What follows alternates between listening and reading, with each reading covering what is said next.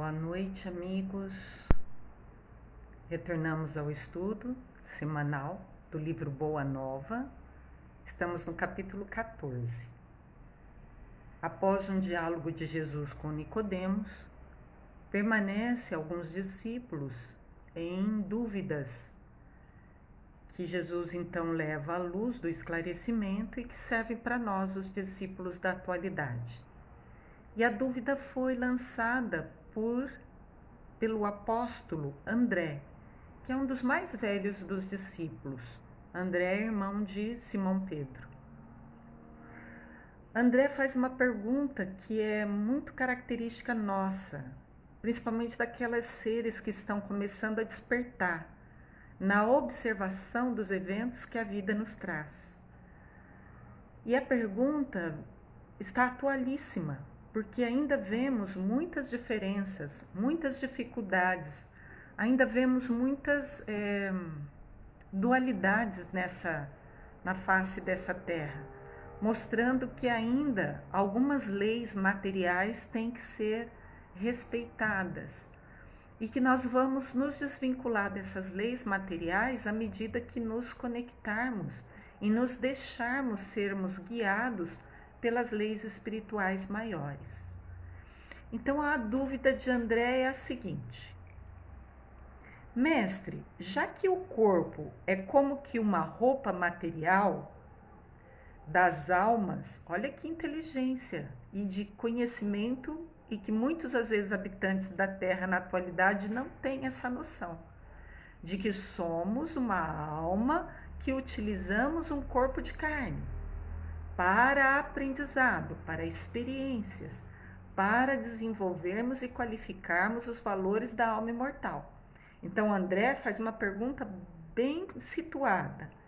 Já que o corpo é uma roupa material das almas, por que não somos todos iguais no mundo? Vejo belos jovens junto de aleijados e paralíticos. Bacana, né? Uma pergunta igual a gente faz, olhando aí a população da Terra, porque uns são bonitos, outros são feios, alguns são estropiados e outros perfeitos, uns são jovens e outros velhos. Por que essas diferenças, já que a vestimenta, o corpo, é um instrumento da alma? Resposta de Jesus: acaso não tenho ensinado que tem de chorar todo aquele que se transforma em instrumento de escândalo? Opa, Jesus já está dando uma chave, que depois a doutrina espírita e as ciências, espiritualistas dão um nome para essa chave que abre a porta do entendimento como sendo reencarnação. Uma chave. Segunda chave, porque é a história do Nicodemos, Que Nicodemos quer saber como é que faz para a gente ver o reino dos céus, como é que a gente faz para chegar ao reino dos céus. E Jesus fala para ele que é necessário nascer de novo, o que Nicodemos não entende. Então Nicodemos sai com aquelas reflexões e André então pergunta: tá bom, a gente tem que reencarnar, tá bom, a gente tem que usar um corpo de carne, mas por que tem diferenças no corpo de carne? Aí vem uma segunda chave, que é a chave da lei do retorno. Já que a alma reencarna, portanto ela já viveu antes, portanto o que ela define para a atual existência, para esse momento atual, para o presente, é consequência do que ele operou no passado. Então Jesus está dando uma segunda chave, que é a lei do retorno, ou lei de ação e reação, ou lei da causa e efeito. Ou seja, somos herdeiros daquilo que nós angariamos de patrimônio para nós mesmos, ou colhemos aquilo que semeamos, ou recebemos conforme exatamente escolhemos e fazemos e sentimos e pensamos. É uma lei. Continua Jesus: cada um se transforma num instrumento de escândalo e recebe isso. Cada alma conduz consigo mesma o inferno ou o céu, que construiu, que edificou, no âmago da sua consciência. Então, escuta aqui. Não é nenhum legislador, não é nenhum juiz, não é nenhum outro filho de Deus que vai ter que apontar para nós e falar assim: você vai sofrer ou você vai ser feliz. Não, porque existe uma lei que regula isso, que é a lei do retorno, que você recebe conforme você tenha buscado. É isso que Jesus está falando, clareando-nos que somos herdeiros de nós mesmos.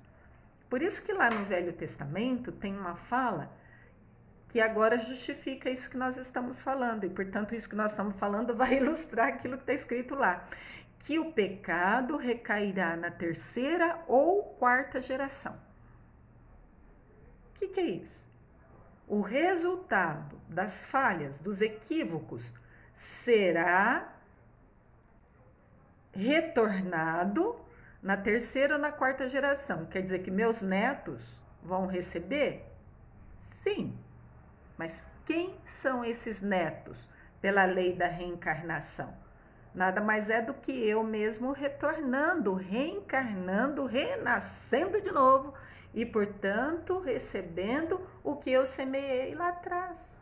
Porque terceira e quarta geração é neto e bisneto, é o tempo mais ou menos, em média, né, que um ser volta para a Terra.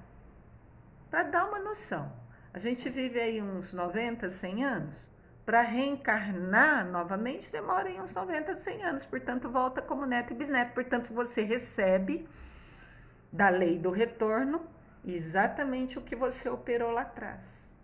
Deu uma noção? Deu uma ideia do que Jesus está nos falando, dizendo-nos que nós somos herdeiros de nós mesmos,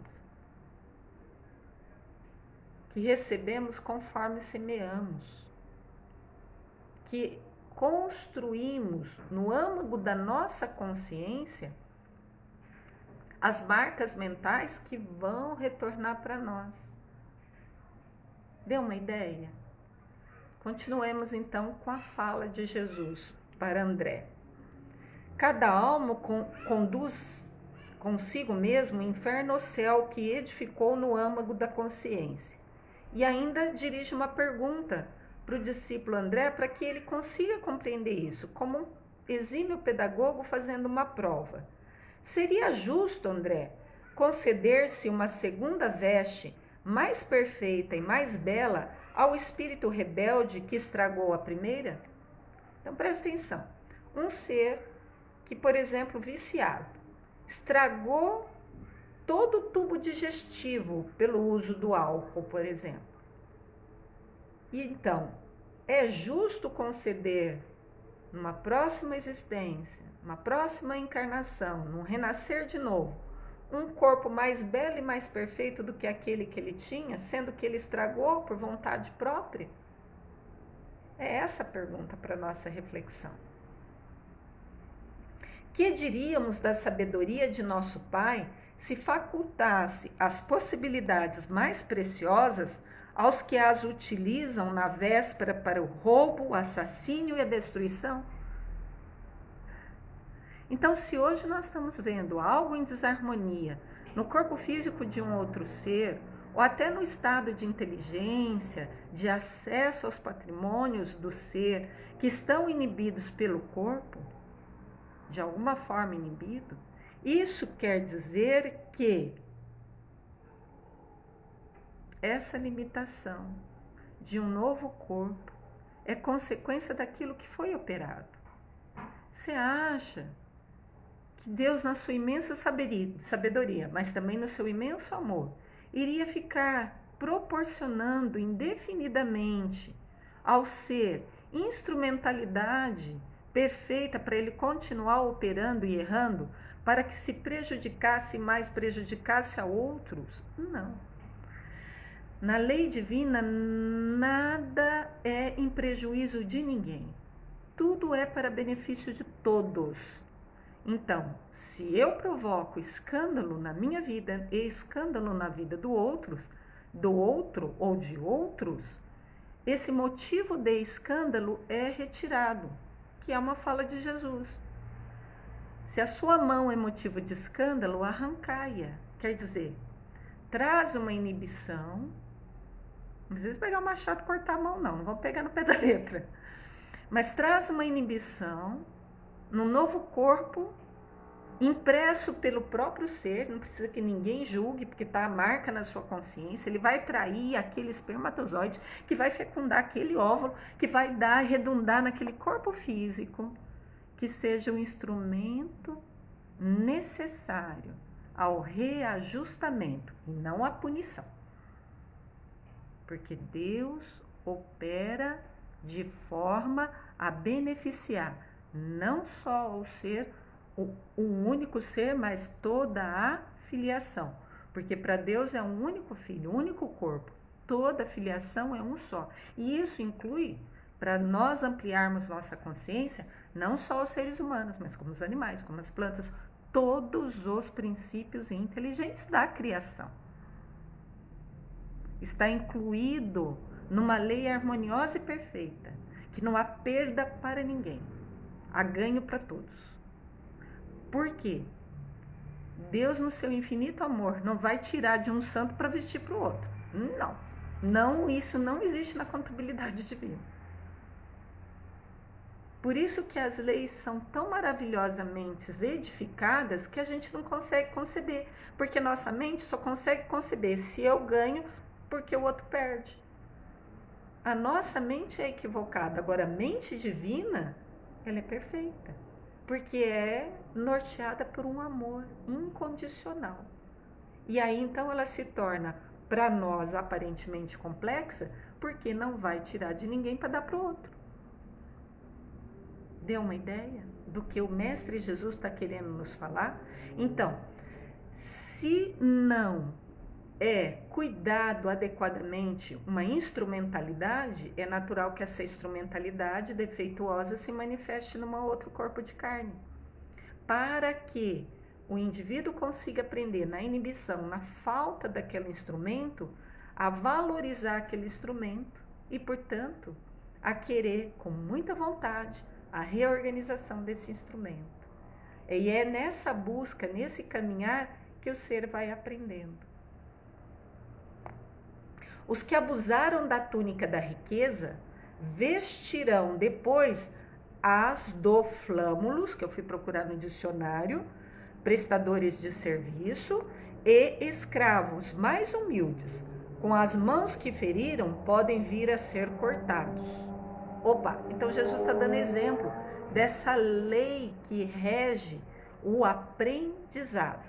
Então, se utilizou indevidamente, equivocadamente, se utilizou a túnica da riqueza, abusando dessa riqueza, é natural que uma inibição na área do poder financeiro seja trazido como circunstância da vida pela lei natural e ele se apresente numa outra situação reencarnatória, num outro corpo de carne, com uma túnica dos flâmulos, ou seja, vai ser um trabalhador, vai ser um servidor, vai servir, vai ser um empregado ou um escravo, como aconteceu na história da humanidade, ainda acontece em alguns casos, né? Tem ainda a escravatura branca, né?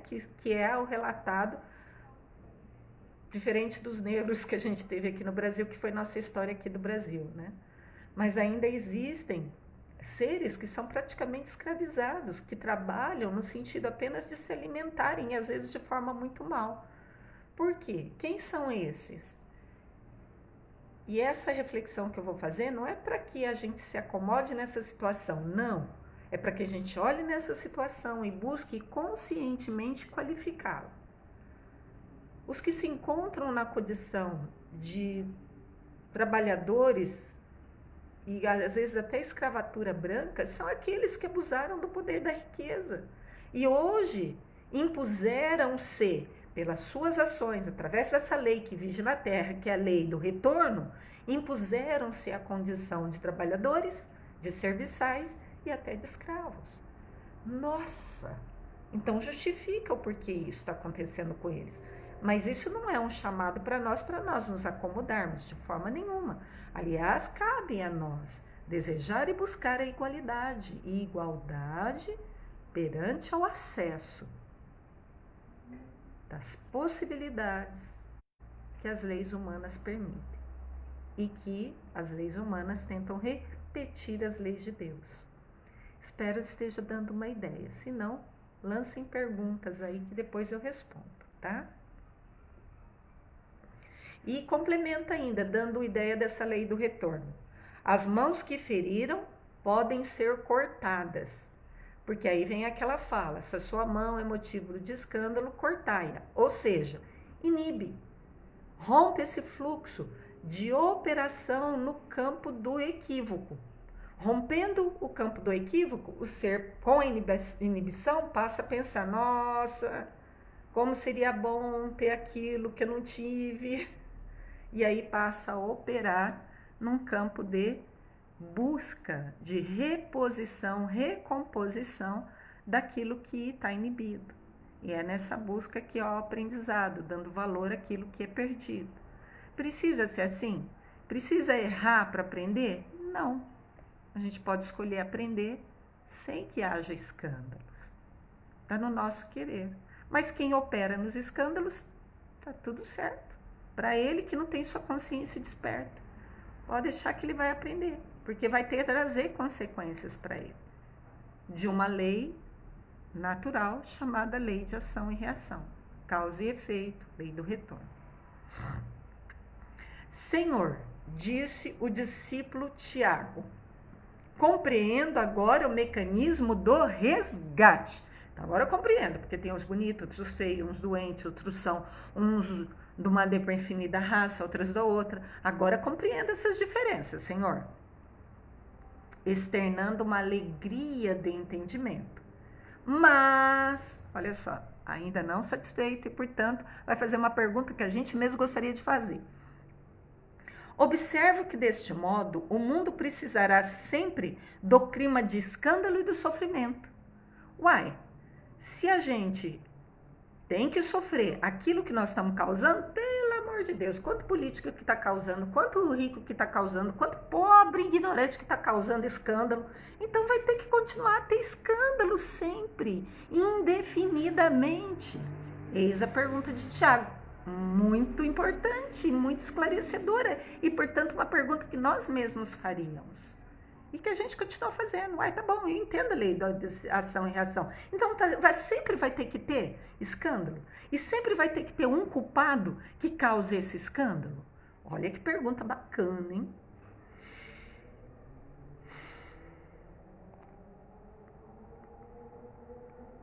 E continua ainda Tiago, falando assim. O mundo sempre precisará de clima de escândalo e de sofrimento, desde que o devedor, para saldar seu débito, não poderá fazê-lo sem que outro lhe tome o lugar com a mesma dívida. Então, para ele saldar o débito dele, vai ter que causar um escândalo na vida dele. E com isso vira uma bola de neve e não acaba nunca. Eis a pergunta de Tiago para Jesus. Resposta de Jesus.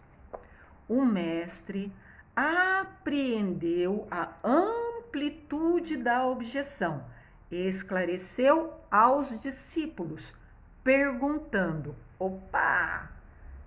Jesus utiliza a técnica da pergunta para ensinar.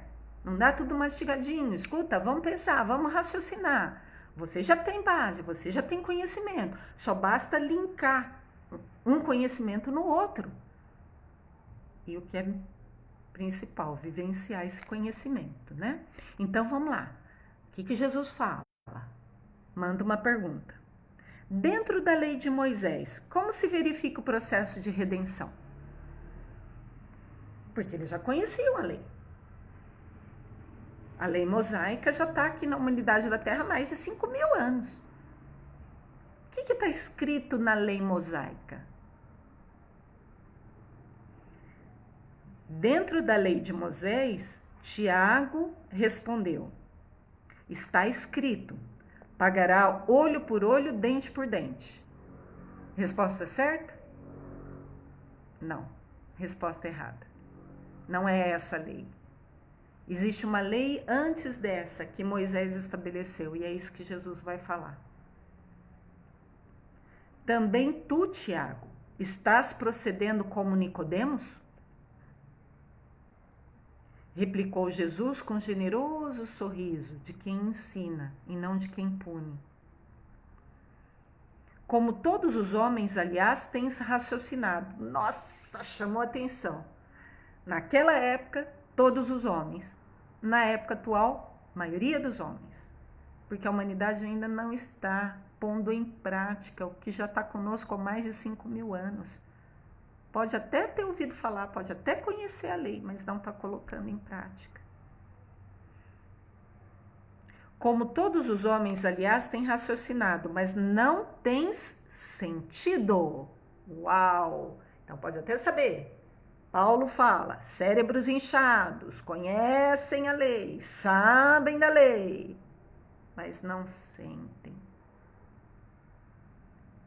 Não trabalham, não laboram esse conhecimento no seu campo íntimo para poder fazer diferente. Então não sente. E se não sente, não vai vivenciar na prática, na ação. Só vai ter o cérebro inchado, a boca cheia de palavras, parecendo um sino que não toca. Porque para o sino tocar, na carta de Paulo, é preciso sentir. É preciso o amar, o estar em presença nesse conhecimento para poder aplicar. Como todos os homens, tens raciocinado, mas não tens sentido. Ainda não ponderaste, talvez, que o primeiro mandamento da lei é a determinação do amor. Resposta errada de Tiago, não é olho por olho, dente por dente. O que está escrito na lei? Antes mesmo do olho por olho, dente por dente. Amarás. Amarás a Deus, quer dizer, você vai pensar, vai sentir e vai agir com uma mente alinhada em Deus, conforme aprendeu da lei. Amar a Deus sobre todas as coisas. E aí, então, aplicar no próximo. Entendeu? Então, quando Jesus pergunta como é que pode ser resolvido isso na lei mosaica, para que não exista mais escândalos, para que um que falhou precise de outro falhar para puni-lo no olho por olho, dente por dente. O que vai romper esse ciclo vicioso dos escândalos que um faz aí para ele pagar, outro tem que fazer e continua as sansarras de escândalos? O que rompe? O amor, o perdão. Amarás a Deus acima do adulterás, acima do não cobiçarás. O amar a Deus a todas as coisas, de todo o coração e de todo entendimento, eis o que vai romper o ciclo de escândalos na terra. Como poderá alguém amar ao Pai aborrecendo a sua obra?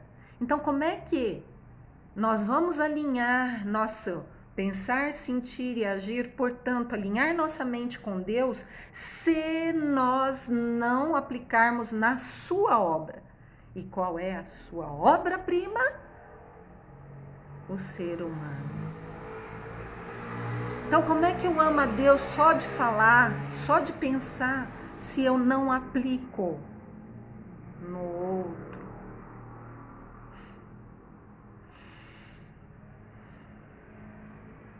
Contudo, não estranho a exiguidade da visão espiritual com que examinaste o texto dos profetas. Todas as criaturas han feito isso. Então, Tiago, eu não te recrimino. Até Nicodemos, que conhece demais a lei, continua errando no mesmo padrão. Investigando as relações do céu com o egoísmo que lhes é próprio, organizaram a justiça como o edifício mais alto do idealismo humano. Então, a humanidade estabeleceu a justiça como sendo a culminância do movimento humano. E não está errado, é um passo. Mas ela se enclaustrou nessa justiça sem amor. Então é muito fácil cobrar. É justo que seja assim. Tá, é justo. Só que não vai haver transcendência. Não vai haver alinhamento com o nosso comportamento e mente com Deus se a gente continuar na horizontalidade, ficando só na justiça. Moisés é o legislador, é a justiça em pessoa. Mas qual foi a notícia seguinte que veio para falar? Escuta, eu dou complemento a isso. Veio Jesus, que é a notícia do amor, que é a representação, a personificação do Espírito Santo na Terra, que é o Espírito amoroso de Deus, dizendo assim: vocês são Cristos, vocês são deuses, vocês têm o Espírito amoroso de Deus com vocês. Entretanto, coloco o amor acima da justiça do mundo. Eis o segredo: o amor acima da justiça. Tá, é justo. É justo que o indivíduo lá seja punido, é justo. É a milha, é uma milha. A lei. Tem uma lei que diz o seguinte: qualquer estrangeiro que entrasse na terra do judeu, o judeu tinha que pegar a mala, tinha que pegar o estrangeiro e caminhar com ele uma milha. É lei. Isso é Moisés. Aí vem Jesus e diz assim: eu não digo que você tem que caminhar uma milha. Eu digo que tem que caminhar 2 milhas. O que é a segunda milha? É a justiça iluminada pelo amor. Deu uma noção? Entretanto, coloco o amor acima da justiça do mundo e tenho ensinado que só ele, o amor, cobre a multidão dos pecados. Se nos prendermos à lei de Talião, somos obrigados a reconhecer que onde existe um assassino, haverá mais tarde um homem que necessita ser assassinado. Mas com a lei do amor, porém, entretanto, todavia, contudo, compreenderemos que o verdugo e a vítima são 2 irmãos, filhos de um mesmo pai. Basta que ambos sintam isso, para que a fraternidade divina afaste os fantasmas do escândalo e do sofrimento. Vou dar um exemplo disso. Um homicida mesmo. Matou um ser. O que vai acontecer? Aquele ser vira vingativo daquele homicida. E não acaba nunca esse círculo vicioso. Agora, rompendo esse ciclo, a vítima compreende os motivos do algoz. O algoz se arrepende de ter produzido escândalo. Basta que ambos sintam. E aí uma mágica acontece. A fraternidade divina limpa as marcas mentais dos 2 e rompe esse ciclo vicioso da violência. Não só a violência física, mas a violência psicológica, a violência moral, a violência financeira das instituições. Só o amor, na forma de perdão, é o que vai livrar nós e a humanidade da Terra de todas as consequências desagradáveis que nós estamos passando. Para concluir esse capítulo 14, para que na próxima quarta-feira a gente vá falar sobre Joana de Cusa, termina Humberto de Campos pela psicografia de Chico. Ante as elucidações do mestre, os 2 discípulos, André e Tiago, estavam maravilhados. Tinha descortinado na frente deles leis universais, chaves, para que se abra a porta do reino de Deus, o reino dos céus, estabelecido no nosso campo íntimo. A chave da lei do retorno, A chave do amor é que constrói na forma de perdão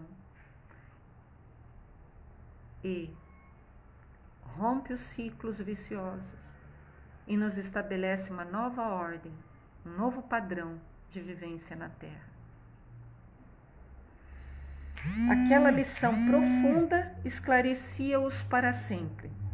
Tiago, então, aproximou-se de Jesus e sugeriu a Jesus que proclamasse aquelas verdades novas na pregação do dia seguinte. Mais ou menos assim: Senhor, o senhor tem que falar isso para todo mundo, tem que divulgar em alto e bom som. O mestre, porém, dirigiu-lhe um olhar de admiração e interrogou: será que não compreendeste? Pois se um doutor da lei saiu daqui sem que eu lhe pudesse explicar toda a verdade, fugiu. O doutor da lei não aguentou essa história que tem que renascer de novo. Como queres que proceda de modo contrário, para com a compreensão simplista do espírito popular? Se um doutor da lei não compreendeu, vocês compreenderam, porque vocês insistiram, vocês permaneceram, vocês perguntaram, vocês sentiram, vocês reconheceram, porque vocês estão mais próximos, estão na busca. Mas a grande população, a grande maioria da Terra, que não sabe ainda nem direito o que é direito, a mão direita da mão esquerda, o que é certo, o que é errado, acha, Tiago e André, que eles vão entender essas verdades maiores? Alguém constrói uma casa iniciando pelo teto o trabalho? Vai ali dar verdades sutis se não entende o básico. Assim como construir o teto de uma casa sem ter o alicerce, sem ter as paredes. Não é assim. Além disso, mandarei mais tarde o Consolador, a fim de esclarecer e dilatar os meus ensinos. Então vai ter continuidade ao longo do tempo. Jesus está falando mais ou menos assim que está na carta de Paulo. Oferta-se alimento para a criança condizente com a idade dela, se dá mingau para a criança. Para o adulto, alimento mais sólido. Então não adianta encher a cabeça do espírito popular com lei de reencarnação. Se bem que agora já chegou a hora, né? Porque está popularizado até nas novelas da Globo. Portanto, está na hora. Por quê? Porque chegou o momento, porque já mandou o Consolador. Agora está sendo falado em alto bom sons. Você é produto do que você semeou no passado. Através da lei da reencarnação, você vai receber no futuro, mais cedo ou mais tarde, as consequências de tudo que você fizer, operar, pensar, sentir. Mas não cabe em praça pública, com um alto-falante, falar isso. Porque se o espírito popular ainda não está maduro, vai ser palavra jogada ao tempo, assim como vai oferecer arroz e feijão para um recém-nascido que não vai conseguir digerir. Deu uma ideia? E para terminar, último parágrafo. Eu mandarei o Consolador que vai esclarecer tudo isso que eu estou falando. E eminentemente impressionados, André e Tiago calaram as derradeiras interrogações. Aquela palestra particular entre o Senhor e os discípulos permaneceria guardada à sombra leve da noite em Jerusalém. Mas a lição a Nicodemos estava dada. A lei da reencarnação está proclamada para sempre no Evangelho do Reino. E nós vamos encontrar pelo menos 2 momentos muito marcantes, isso descrito no Novo Testamento. Essa conversa com Nicodemos está registrado e Jesus fala que é necessário nascer da água e do Espírito, reencarnação. E numa segunda passagem, onde os discípulos, que está lá relatado no Evangelho, perguntam: Senhor, é necessário que Elias tenha retornado. E Jesus fala: mas ele retornou, vocês que não identificaram, em se referindo a João Batista. Então, no Novo Testamento, nós temos 2 momentos que mostram essa lei da reencarnação. Não tem o nome reencarnação, porque o nome reencarnação é um nome cunhado agora mais recentemente, na contemporaneidade, que é para dar um nome a esse conceito dessas 2 passagens que não foi retirado do Novo Testamento. Abraços fraternos, amigos, e até quarta-feira.